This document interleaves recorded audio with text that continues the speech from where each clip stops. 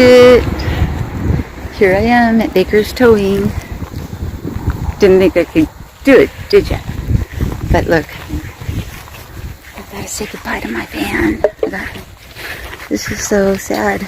And it was running perfectly too before I got a hold of it and took it four-wheeling. I didn't mean to. I really think there should be more signs at the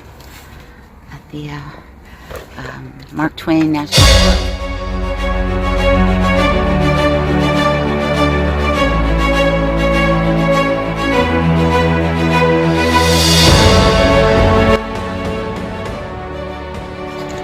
Like, for instance, this road is only good for four-wheeling, and not just ordinary four-wheeling. You gotta have those big monster wheels. I don't even know what they call them. My son just got a car with front-wheel drive, and we couldn't even get across, you know, a little river. So, you know, we got stuck when he was trying to rescue me, and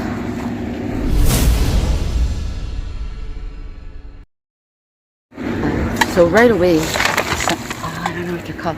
They're like Jeeps. 18.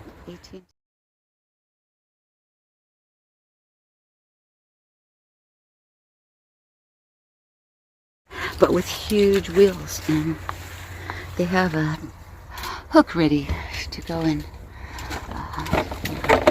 Shit. I gotta say goodbye to my van. I love my van. I do. I was so happy to have it, and I was so excited to have it. But it's over now. Wow. That was too short-lived. Alright, I hope. See, I got this. It's a pillow. Alright. So, yes. Okay, so after I departed from my van, it took me, I'd say, 27, 28, no, probably more like 30 hours altogether before I finally flagged down some kayaks when I found the river.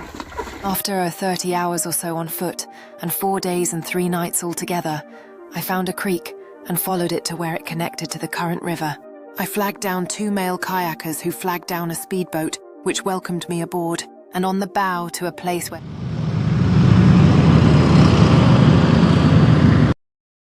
people gather to hang with their family like once a year.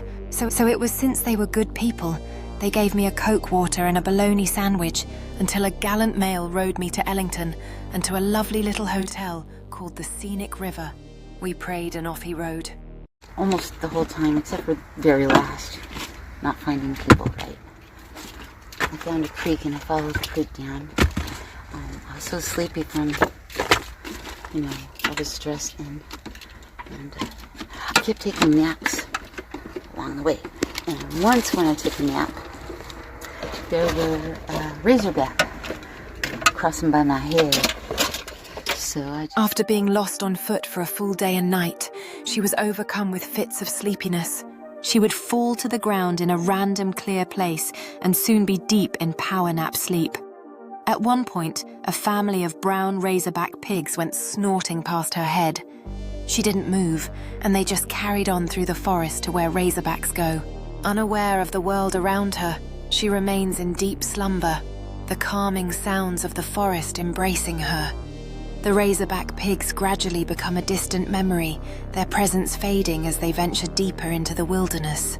And really, I barely woke up because I saw them, but I was too sleepy to. And it's probably best you don't move. You didn't really smell me or anything.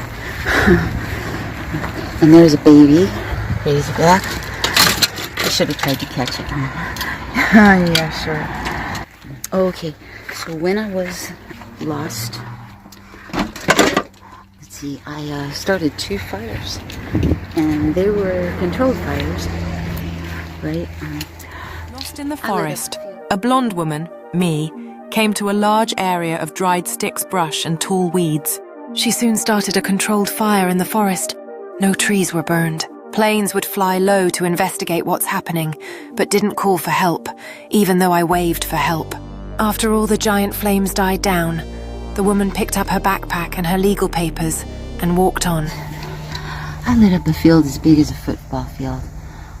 No trees got burnt because I could tell that, like, when I was walking by the fields, I said to myself,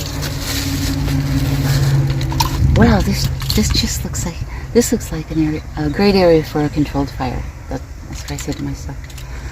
The next thing you know, I started thinking, well, I'm all out of water, and I didn't know where the creek was at that time. And there was my lighter, lighting it ablaze. Biggest flames I ever saw, and a little scary, because fires are really kind of scary. Don't you agree? Fire is scary. It's beautiful.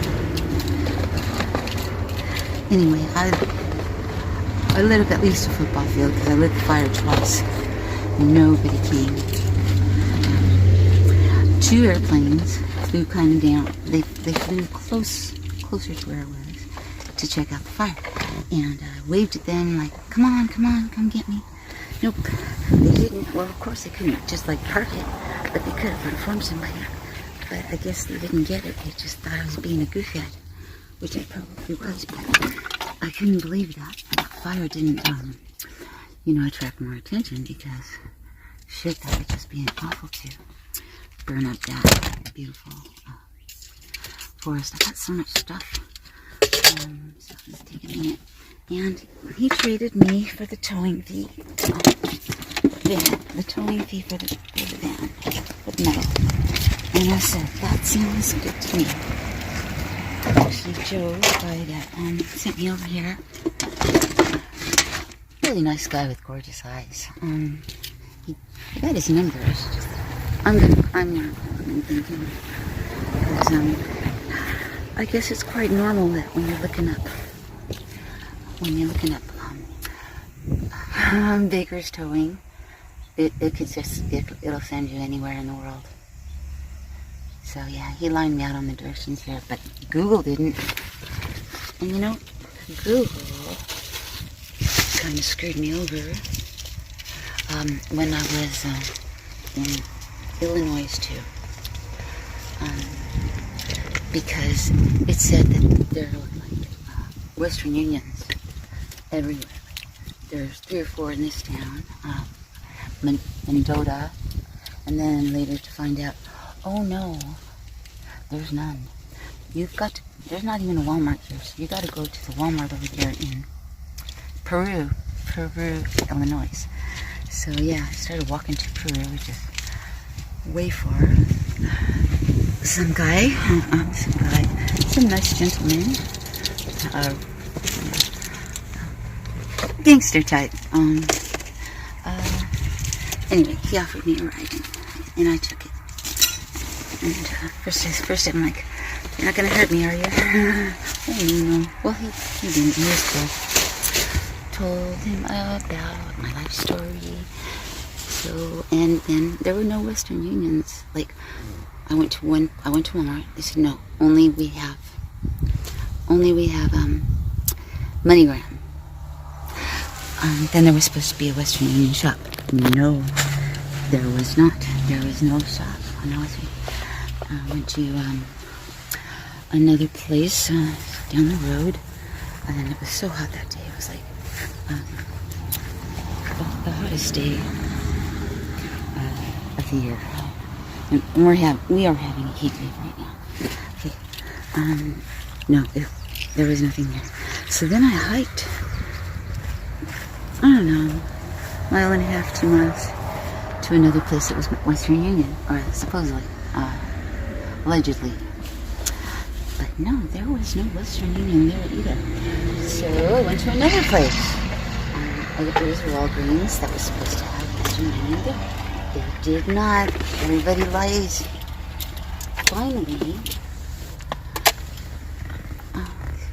Finally, I went to, I hitchhiked back from that one place, because it was pretty far. And, nice guy picked me up, with a granddaughter, Evelyn. Sam picked me up with Evelyn, and he gave me a ride to Walmart, where the original place where there was a Western Union. they told me there wasn't, but then there was. I mean, they do miscellaneous there. Isn't that crazy? So I went all around in a circle for nothing. Yeah, but check it out. Sam and his lovely granddaughter. Well, I think that they're really not related, but he kind of saved her because her mother has some issues, like, don't we all? And anyway, they let me and my friend Christy stay at his house, and when he took us to a house in the middle of nowhere, just a bunch of windmills, we both just crashed out for the day. And he took us to breakfast, and he said that he'd put me up, whenever I needed to come back to court, and everything. He helped me get my car out, and they didn't charge any extra fees, just the towing. It was supposed to be like $50 a day, and they wouldn't let me get it right away because I lost my check card. You're screwed, you're screwed if you lose your check card. So, okay, wow, I still have film, and I'm just yakking away trying to, film, I keep calling it. I still have data. Isn't that something? Anyway, got a lot of stuff to get. Anyway, so Sam was really cool, and then he took us to his friend Joe's house. He has a really cool, beautiful Corvette. It's like, what color? It's a deep, brilliant red. It's just, so, I don't know. I was kind of hoping that I was going to be able to get a ride in that Corvette someday, and maybe I will. I don't know. Because guess what? Nobody in Mendota knows me. They didn't drop my case because I finally found out that I didn't miss my court date.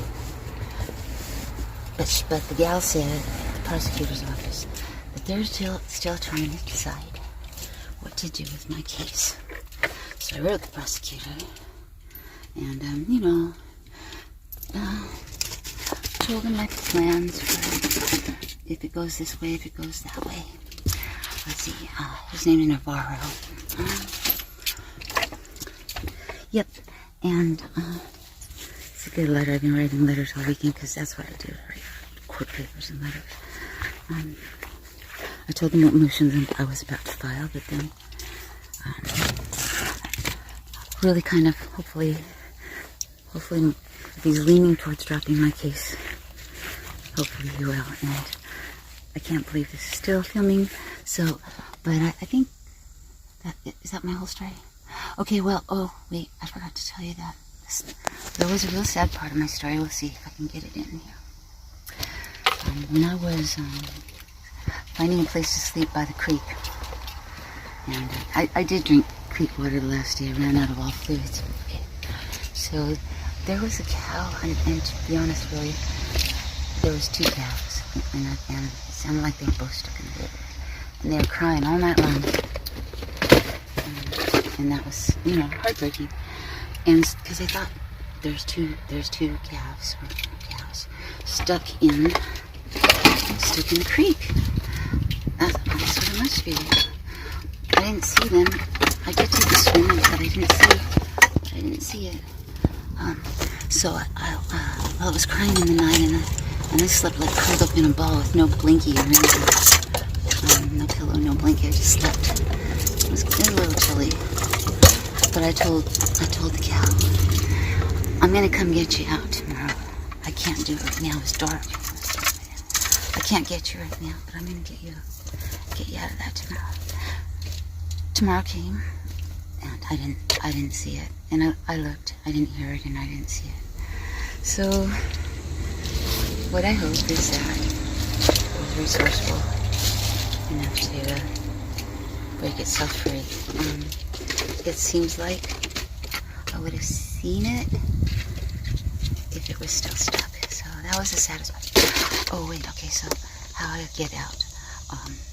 I was yelling at some speedboats the very last day because that was the first time I saw people, right? So I saw a couple of speedboats, but they were too loud. They didn't hear me or see me. All right. So then I flagged down